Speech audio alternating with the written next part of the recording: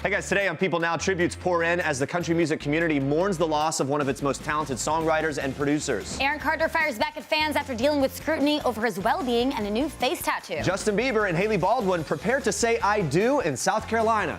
You would. We're getting to know Ben Platt and the cast of Netflix's The Politician a little better with some high school superlatives. Disney star Skye Jackson's inspiring others with the new book, and she's here talking about the biggest challenges she's learned to overcome. And we're learning to make the perfect pizza at home and getting a dose of some dough acrobatics in our kitchen. Woo, it's live today on People Now. Let's go.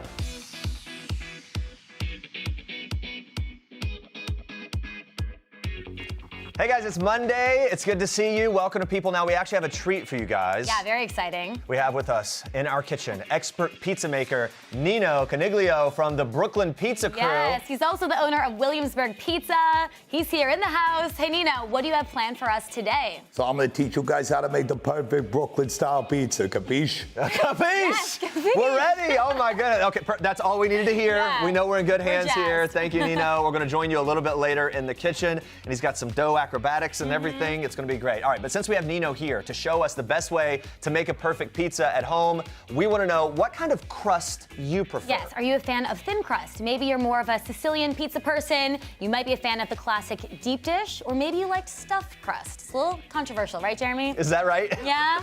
I like the stuffed crust. Love or hate stuffed crust? Yeah. It can be a lot. Anyway, you Or can maybe okay with it. let us know Anyway. your favorite. Yeah. Use the hashtag People Now. We're going to discuss this controversy a bit later. Check in on that and see what you have to say. But for now, here's what you need to know and what's trending for today. Prince Harry and Meghan Markle stayed busy over the weekend on their 10-day royal tour in Africa. On Saturday, Harry took a solo trip to the Born Free to Shine project in Angola. The initiative focuses on education, medical testing, and treatment to prevent HIV transmission from mothers to babies. The Duke of Sussex met with a group of expectant mothers receiving information on the disease, visited the neonatal ward, and hung out with HIV-positive teenagers. Now, Harry is continuing the work of his mother, Princess Diana, who helped change the global perspective on HIV and AIDS. In April of 1987, Princess Diana made headlines when she was photographed shaking the hand of a man with the illness without gloves at the UK's first unit dedicated to treating people with HIV and AIDS. All of that challenging the notion that HIV and AIDS was passed simply by touch. It was very groundbreaking at the time. Yeah, Prince Harry continued the tour in Malawi on Sunday, and Meghan Markle made a special surprise appearance. Well, kind of. Harry met with a network of young women who are supported to attend a complete secondary school with the help of UK AIDS scholarships through the Campaign for Female Education. And Meghan Markle Skyped in to say hi. When her face appeared on the screen, the group of young women burst into song. Meghan could be seen clapping along with a big smile on her face. The Duchess even gave us a little insight on her and little Archie's day. Watch this.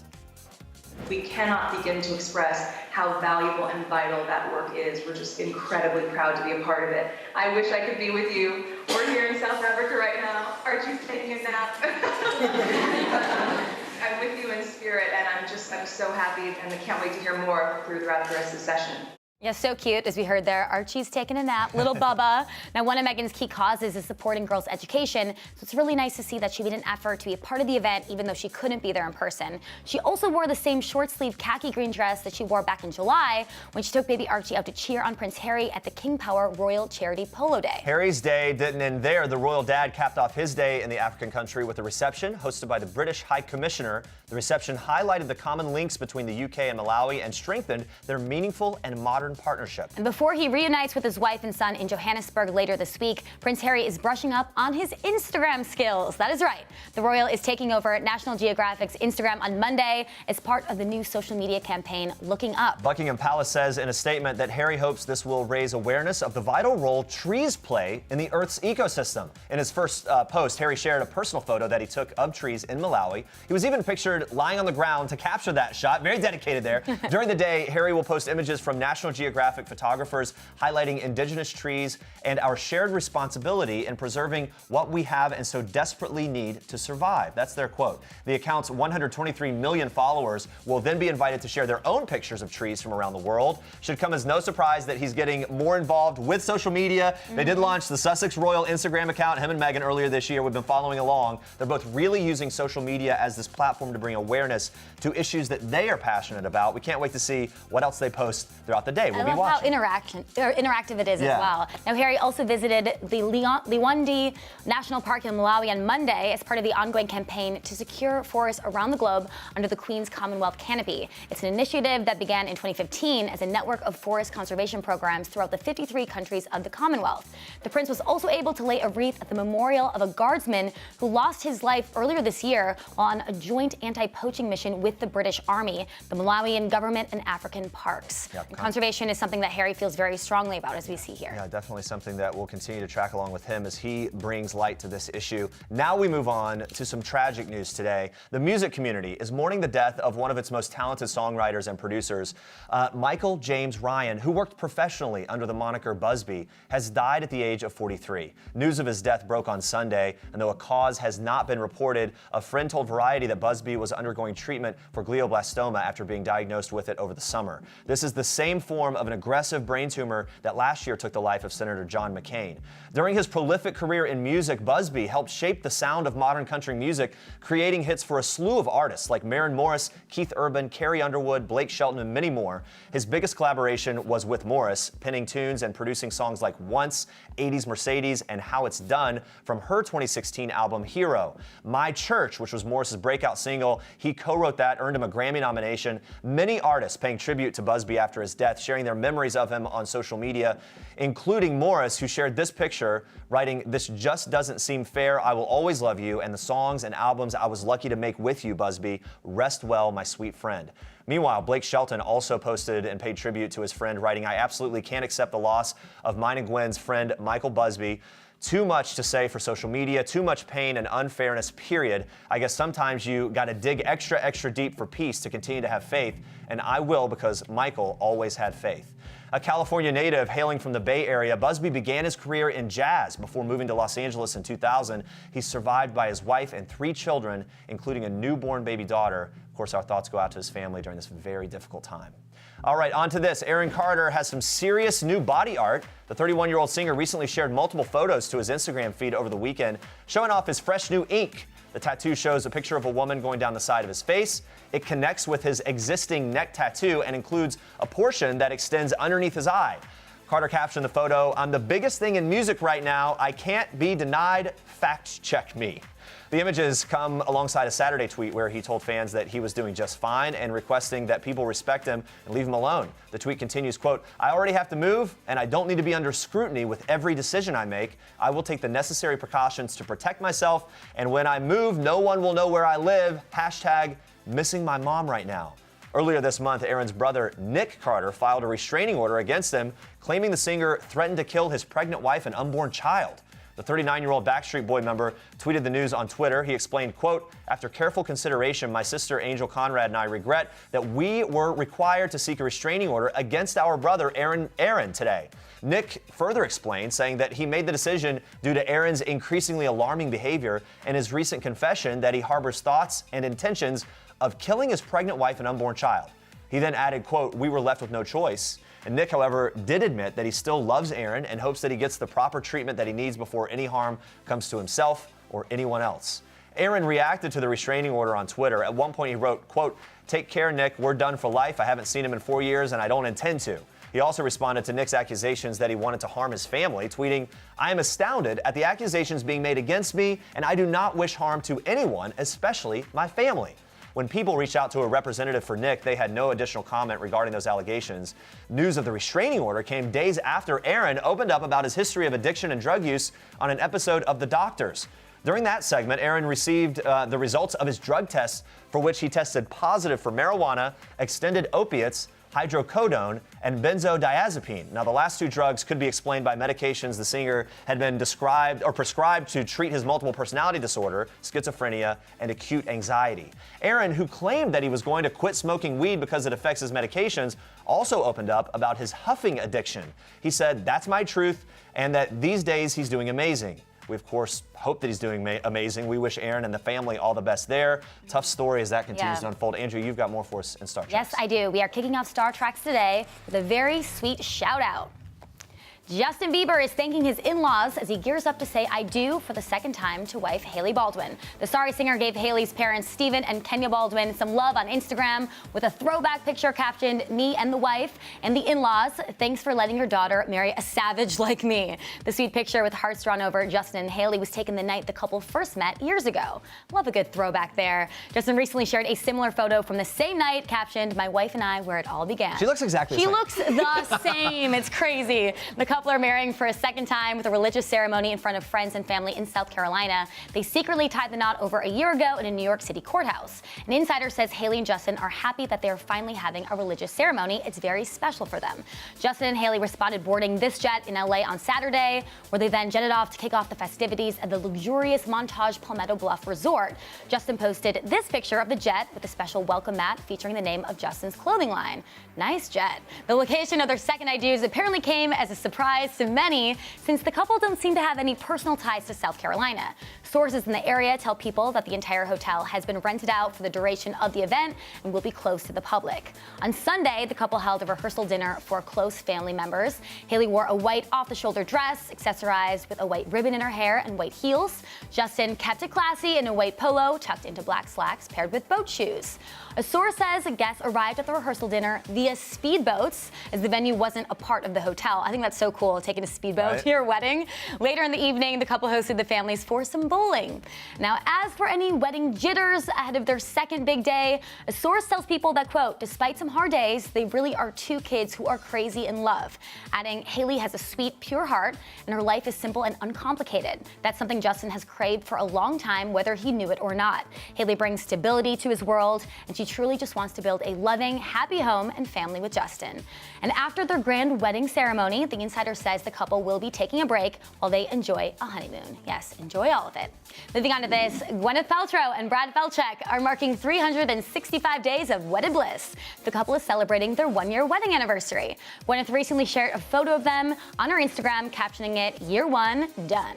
So how did they celebrate? Well, the two were spotted at a Long Island beach for a low-key outing and enjoyed the beautiful day as they strolled the shoreline. That looks really relaxing. Gwyneth kept it cool and casual in a white t-shirt with black shorts and a pair of neon sneakers, also rocking a pair of black shades. Matching his wife, Brad wore a white tee, gray shorts, and a pair of yellow neon sneakers. Now, later in the day, they switched outfits and headed out for a brunch to celebrate. Gwyneth continued with her comfy vibe, opting for a navy and white striped polo dress and sandals, while Brad changed into a pair of gray pants and a beige fedora.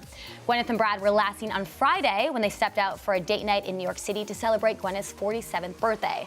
That same day, Brad, who's also the producer and director of Netflix's new series The Politician, which stars Gwyneth, shared a sweet Instagram post in honor of his wife, calling her the greatest human ever. He also said in the post, "She's not perfect. Her sense of humor can be a little on the dirty side. She gets very angry at other drivers, isn't that cheery before her first cup of coffee, considers dehydration to be a character flaw, and improperly seasoned food hurts her feelings. Even with all of these imperfections, her gifts elevate her, blue eyes that see the best in the people she loves, and a tireless drive to make sure they see it too." That's very sweet.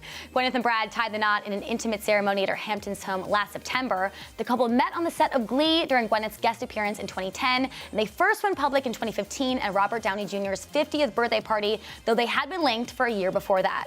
Brad has 2 children from his previous marriage, while Gwyneth shares her 2 children, Apple and Moses, with her ex-husband Chris Martin. And speaking of Gwyneth's kids, her daughter Apple just made a very rare appearance on Instagram. Fans can't help but notice how beautiful she is. In honor of the actress's 47th birthday, her friend Derek Blasberg posted a photo of Gwyneth cuddled up with her mom Blythe Danner and her 15-year-old daughter Apple, and the 3 ladies look very much alike, hanging out there. I like this picture, it's very sweet. After writing a sweet birthday message, Blasberg wrote, "The apple doesn't fall far from the tree, and neither does Apple." Very clever, we see what you did there.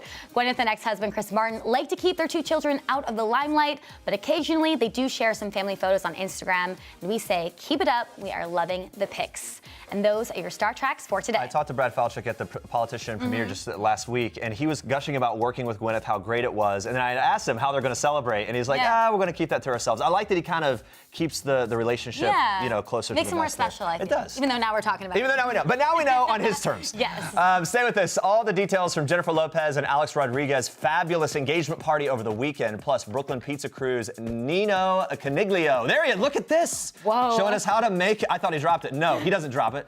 How to make the most fabulous pizza, and maybe we'll be able to do that after we're done. I don't know. All right, we've been asking you what kind of pizza crust you prefer in our People poll, so let's take a look. It looks like thin. Wait, that's kind of shocking. However, the controversial, as you put it, stuffed crust coming Hey, it's a in Monday. top. I need some Is that number controversy 2? in my life right now. Yeah. The controversial stuffed crust number 2 on the list. Oh boy, it could catch up. Scandal. Scandal, look out. Keep voting. We could tip the scale. But for now, we move on to this. So have you guys watched The Politician yet? It's amazing. The cast is so great, especially Ben Platt, who plays Peyton Hobart, a student trying to navigate the treacherous political landscape of St. Sebastian High School. So Platt recently celebrated his 26th birthday. I asked him what he would tell his 16-year-old self. Here's what he had to say with the help of Zoe Deutsch. He would tell him, think bigger, dream bigger, be present, take it all in, and don't get too worried about what's ahead or what's behind. Well said. Yeah, I know. Wow, that's adorable. Yeah, and good advice. Yeah, it's really funny, actually. Another actor who stands out in the show is transgender actor Theo Germain, who plays Ben Platt's trusted campaign manager. He told me how getting casted for The Politician really changed his life. I feel like working on the show really taught me a lot about who I am and like made me feel confident in a way that I've never felt before, and made me just like totally changed who I am as a person for the better. Like it rocked everything about me. Yeah. And I don't know, I just feel like I can be here and like take up space and be cool and just like do whatever I want now. You know? It's great. Actually, Ryan taught me I can do whatever I want. You know, it's cool. Since the show is based in high school, I decided to play a little superlative game of who's most likely to, with the cast weighing in on their co-stars. Check out their hilarious replies. Ben is most likely to. Be bringing everyone together and planning the best outings. Is that seems like a lot of support. Lucy is most likely to. Most likely to rock the runway. Thank you. Julia is most likely to. Be the most kind, least judgmental. Ronnie is most likely to. Have a hat. And by the way, rock it with the hat too. Thank you. Always have a great hat and a witty quip. Yes.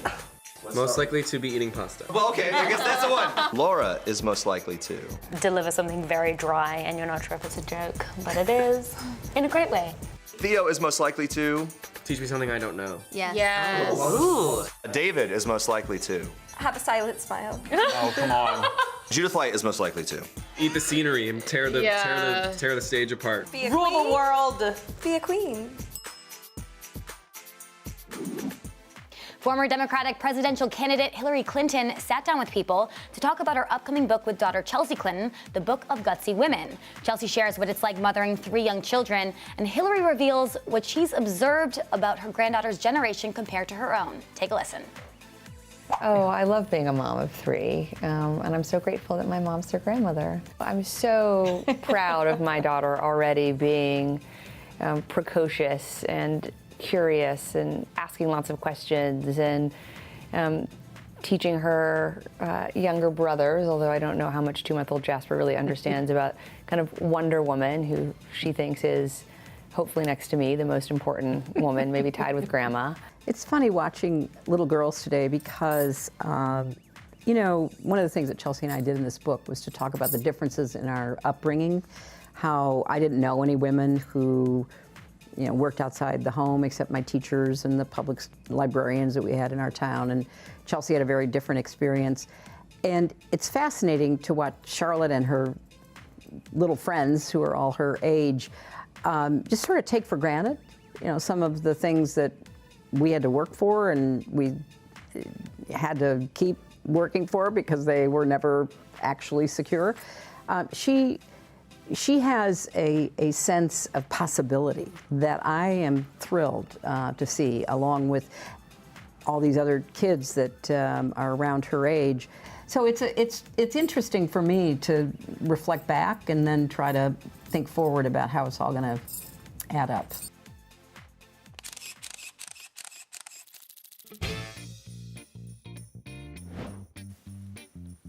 All right, guys, you may know Skye Jackson from the hit Disney series Jessie and bunked as Zuri, as sassy, talkative young girl. And though she has left her Zuri days behind her, she's strong-willed, just like the character. And now she's hoping to inspire others with her new book, Reach for the Sky, How to Inspire, Empower, and Clap Back. Skye joins us now. Thank you so much for being here. Thank you so much for having me. Yeah. And then, by the way, we were just talking about those amazing pants from the Tommy Hilfiger Zendaya line. Hilfiger and Zendaya, new. Rocking it. I love velvet, so these are like my favorite. Yeah, they seem very comfortable too. They're very comfortable. By the way, Zendaya I want to talk about all your stuff, but since you mentioned Zendaya, we saw her at the Emmys, and like she's just been doing so much. She's been doing the thing. Yeah. Congratulations to her. Is she someone that you've always kind of tracked along with? Yeah, I mean, we are both on the same channel, so we always kind of like cross paths, and she was always an inspiration like for me and a lot of other people. Yeah. So and she's really down to earth too. Down to earth. You seem down to earth, and you're also inspirational, doing a lot. You reveal so much about yourself in this book, living in the spotlight, overcoming bullying, things like that, and the challenges of separating yourself from the characters you play. Yeah. Some of this stuff is the type of thing that many people could relate to. What was the hardest part for you about writing the book? The hardest part was just like being like really open and honest about everything. Not that that was a problem, but like just being comfortable. I think that was the thing. And like writing everything down, you know, things people don't know about me. So that was probably the struggle, but I had some great help and I got through it, and it was a great journey. Sure. Yeah, and you also talk about in the book how sometimes it seems like younger people, they're kind of dismissed as if their voice doesn't matter. So what do you say to the older generations who think that? I'd say don't listen to that. Like, you know, now that we have social media, use your social media for good. You know, if there's an issue when you want to talk about, speak on it. Like climate change, all of that. So I think that's really important, and we definitely have something to say, and we should definitely be heard because our voice matters too. Yeah, Greta Thunberg has been speaking out with the climate change. There's been so much press around that, some backlash, all of it. What do you make of that and her kind of stepping out, becoming this, I guess, just this symbol of the need for change and really standing up? I think that's a great thing that she's doing. If she didn't say it, then who else would? I think she's doing an amazing thing, and I hope that she keeps on doing it and doesn't get intimidated by any older folks telling her she shouldn't be. Yeah. What's your attitude about like the haters and like avoiding the haters? For me, with the haters, I don't really care. I mean, it's like I know who I am. I have great friends and family, so I don't care what anyone says about me. But I know there's people who do care. So for me, like if someone's giving me hate on social media, I just block them. Okay. Yeah. Like, goodbye. And that's it. It's done. That's it. It's done. Yeah, and part of the book is about the clapbacks. And you had this, Twitter exchange with Azalea Banks. I think that was when you were 14. When I was 14. And you had such a great response to her, and you had the classy clapback. So for people that don't know, what is that? What does that entail? A classy clapback is pretty much when you put someone like in their place a little bit, but you don't have to use like any harsh language, but you just let them know politely. Like don't mess. It's like a very thorough, it's almost like got to step away from the emotion. Exactly. Calm down a second, write this out, let someone else read it. Surprised that when you had that happen, it was 14 years old, and you were able to, hold yourself in that way. It's so admirable. Sure. I mean, I had to, and I'm glad that it worked out in my favor. But I was only 14, and I was like, okay, why is this like, I don't know, 30 years old? I don't know, why are you coming at me? But yeah, it's whatever now. Yeah. And ancient history. Well, it's cool because you put it in the book and you can learn from that, and other people reading it can also. And that was like my first experience ever dealing with like a big like bully like that in a way. And in the public. Yeah, in the public eye. Yeah. So it was like a weird thing for me, but I think I've handled it pretty well. Yeah, absolutely. Yeah. You talk about how your mom has really helped you through kind of a lot of things and fighting against societal standards, expectation, helping you embrace wearing your natural hair for auditions and things like that. How did her advice to you and her strengthening you, how did that change your sense of self-image? It really helped a lot. I mean, without my mom, I don't know what I would do, but my confidence wasn't always at an all-time high when I was younger. Sometimes I would struggle with certain things, but my mom just kind of reassured me that, God made you the way you are and you're beautiful no matter what. So I'm definitely appreciative of that now, and she's kind of installed that in me in a young age. So now I'm completely confident and love myself. I'm taking notes right now from your mom, for my girl. Oh, my goodness. There's obviously a ways to go, but you're very in the fashion world, the makeup world. What do you make of their evolution when it comes to including women of all colors and sizes? I think that's so great that we're doing that, because there is a huge difference from way back then and now, and like what they're doing, and just even seeing like shorter models now on the runway, kind of like me, or like plus size. I think it's great to include everyone in the conversation, because it's like we all need to wear that stuff too. It shouldn't just be one person. Yeah, fans have been following along with you for your incredible career. You starred in Disney's Jesse and Bunked alongside Cameron Boyce. He played your adoptive brother. How have you been doing since his passing, and what do you remember most about that experience? I've been doing okay, but for me, like, just the main thing for me is just keeping his legacy alive. And he was an amazing person. Like, people think that, oh, like, you have to be sweet to each other just because you're on TV. But no, that's how he actually was. He was just amazing. Like, when he would walk into a room, like, he would just brighten your day. Like, he didn't have one bad bone in his body. So I definitely miss him. But people should support the Cameron Boyce Foundation and donate. I think it would mean a lot to him if he was still here. When you say keeping his legacy alive, what does that mean to you? In what way? For me, he was very pro on anti-gun violence and just like working with charities, and that was his biggest thing, and just like being different, and even the new clothing line that he was going to start that you can now purchase now. So just like supporting him is just the one thing I want to continue doing, and hopefully everyone else will too. Some exciting news. You star in Lil Nas X's new music video for Panini, right? Tell us about how you got involved with this. Yeah, so Lil Nas X's team actually reached out to me, and I was like, oh my gosh, this is crazy. Like, I was just listening to the song. But a zillion times with all of us, right? I know, I literally was. And I had never done a music video before, so I was like, this is gonna be really fun. And it was a 3-day shoot.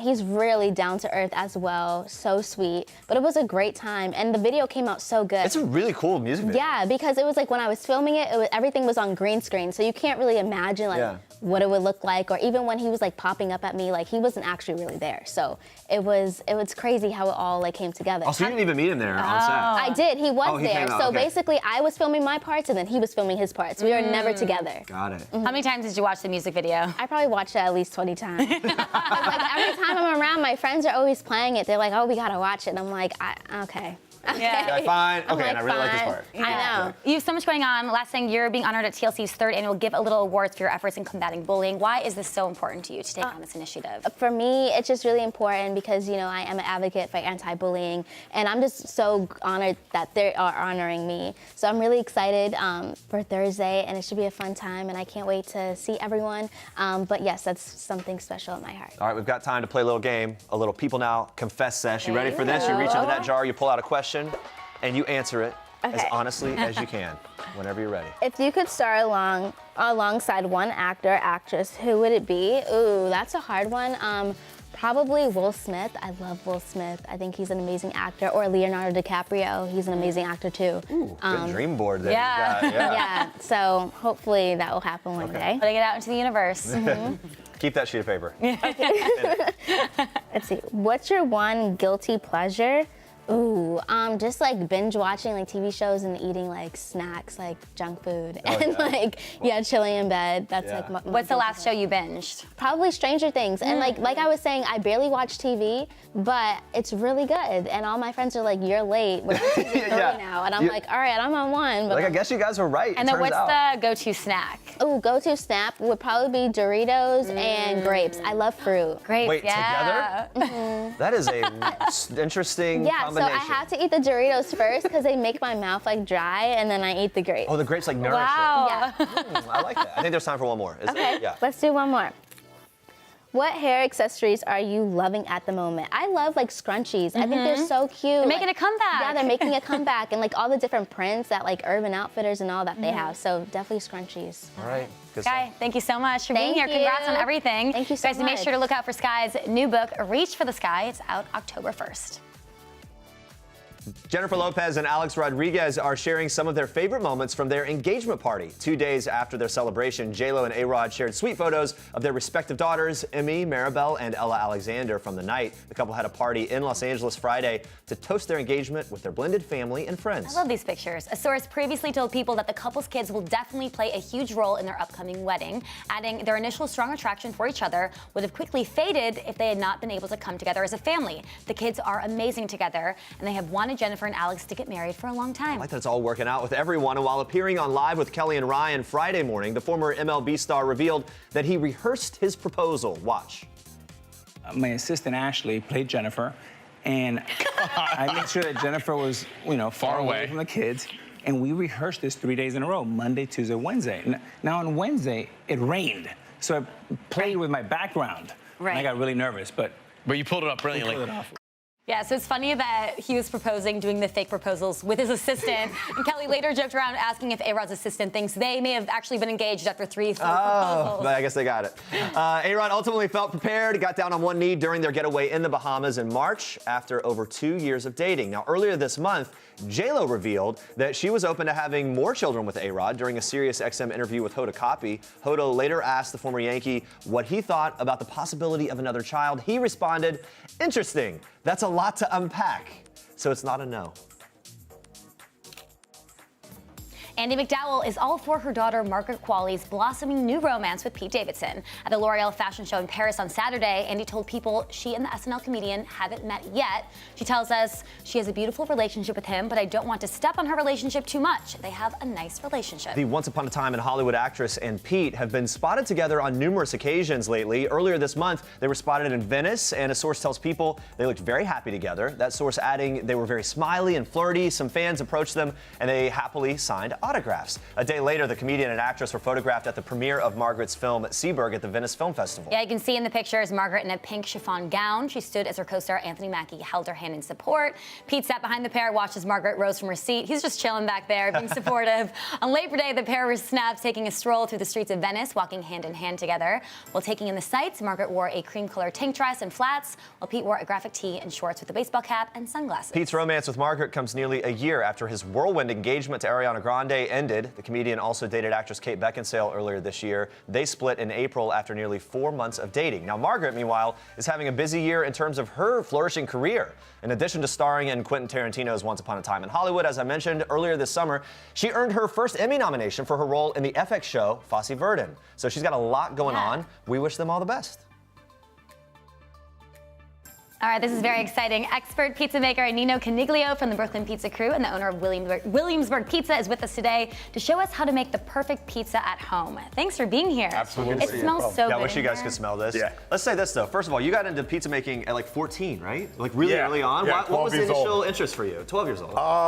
So, I don't know. I used to see the pizza guys over at Brooklyn, and I was like, these guys are cool. They're throwing the pies all over the place, like respect to the neighborhood. Okay. So got into it. Yeah, well, you're an expert dough acrobatics. What is the Didn't dough even know it was a acrobatics thing? Yeah, so when I was 20 years old, I competed in my first competition. Went to Paris, Italy, China, all around the world. Incredible. It was amazing. And that's for throwing it up? And then that was for throwing it up. Now I'm like the Mickey. I used to be Rocky, now I'm Mickey. Now I got like kids that I trained up. Okay, yeah. They break dance while they do it, so I'm like the old timer. Can you quickly give us a tip? Yeah, I can show you. Yeah, you want to grab a dough? Yeah, of course. All right, it's kind of like this. So you're gonna. You do, Jerry. Okay, here we go. All right. So it's kind of like shooting a basketball and throwing a frisbee. So just one shot, shoot the basketball. Oh, wow. Shoot that bad boy. Oh. I want to try one. Okay, you got it. Oh, gosh. Here we go. This is, you were really good at it. Wait. I got another one for you. Okay, here we go. Here's good. Go like this. Okay. Hold out your arm. Yeah. All right. Now throw it across your shoulder. Oh, God. This is going to drop. If I drop this, is that I got it. Back up. He's going to catch it. I got it. I think that's teamwork. Wow. Makes the dream work. All right. That's it. I mean, how long did it take to perfect this, though, the dough throwing? They got these like rubber pizza doughs that you practice with, but I got one when I was, 19 years old. I used to ride around the subways and practice all day when I was off of work. Yeah. Jeremy, I think you have a future in Okay, I'll do more later. All right, we got to get to making the pizza here. You are a multiple-time world champion pizza maker, it turns out. So some hacks for practical, hey, I'm just at home, I want to make a world-class pizza. Absolutely. So the key is, fermenting your dough the right way. And, if you go to our website at Brooklyn Pizza Crew or Caputo Flour, we have like a bunch of recipes you guys could use. Okay. For the fermentation and all that. Okay. Yeah, for the fermentation, you want to have like a well-fermented dough. But then from there, it's just about the stretch. You guys want to try out? Yeah. Okay, you got that. Yeah. We're gonna do it done. I've never made a pizza. Gotta be aggressive. No, I'm gonna go with this approach, a more softer approach. Is that right? Yeah. Yeah. So you just kind of make your crust, just spin it in a circle. Make it a little. I want to get it just a little edge here. I don't want my sauce running out. Do a little toss. You okay, I'll do the toss. You take it. Okay, do the toss. Yeah. Nice. Look, this guy, you might. Yeah, I know. Yo, you might have a future with this. Yeah. If this thing doesn't work I out. might take you under the wing. Who knows?